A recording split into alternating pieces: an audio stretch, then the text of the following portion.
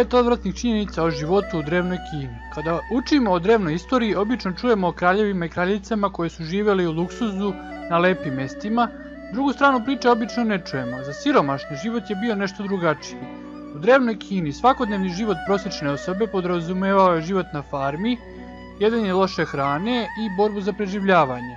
Život je bio prljav, težak i kratak i često veoma odvratan. Činjenica broj 5. Kinezi su jeli jaja potopljena u urin male dece. Drevna kineska medicina bila je napredna. Kineski naučnici su imali ideje koje nisu stigle na zapad hiljadama godina, ali tretmane koje su koristili drevni Kinezi su bili malo drugačiji i malo manje ukusni. Kao na primjer, drevno kinesko jelo tongzi dan ili na srpskom kuvana jaja u urinu od mladih dečaka. U ovom receptu se koristi nekoliko desetina jaja i posuda ispunjena urinom od pubertetskih dečaka. Za najbolje rezultate urin treba da bude od dečaka starih ne više od 10 godina. Tongzi dan je bio osnovna hrana toliko dugo da se u gradu pod nazivom Dongyang ovo jelo smatra delom kulturnog nasljeđa. Danas se ova praksa smatra delom kineske medicine. Neki ljudi u Dongyangu čak stavljaju kante u osnovnim školama za prikupljanje dečije mokraće. Današnji kineski doktori tvrde da jedenje jaja potopljenih u urin čini čuda kako bi telo bilo zdravo. Činjenica broj 4. Pedigra se započinjala sa unakaženim ženskim stopalima. Kineskinje, bez obzira na njihov socijalni status, bile su ohrabrivane da vezuju svoja stopala što je čvršće moguće. Ovo je imalo za cilj da stopala ne budu duža od 4 inča, što ih je činilo slomljenih osakaćenim slojima mesa koje su oni zvali otusovo stopalo. To nije bilo nešto što je radio mali broj ljudi. Na svom vrhuncu, skoro svaka žena gornje klase i oko 50% žena niže klase su vezivale svoja stopala.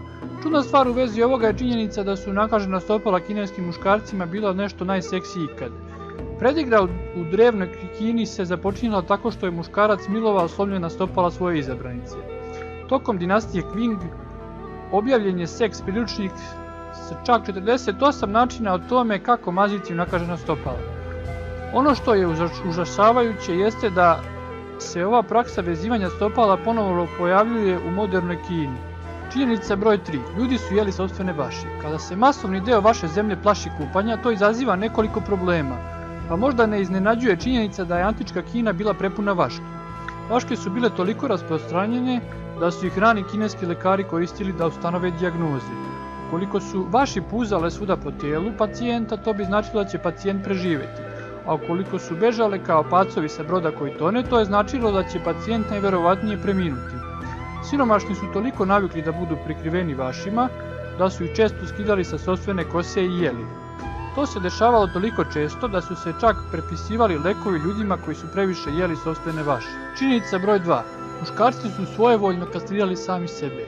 Biti siromašan u antičkom svetu je bilo veoma teško. Ukoliko imao mogućnost da dobije posao u palati, kineski seljak bi svojevoljno odsekao sopstveni penis. Revnusima u antičkoj Kini je bilo dozvoljeno da rade kao sluge caru.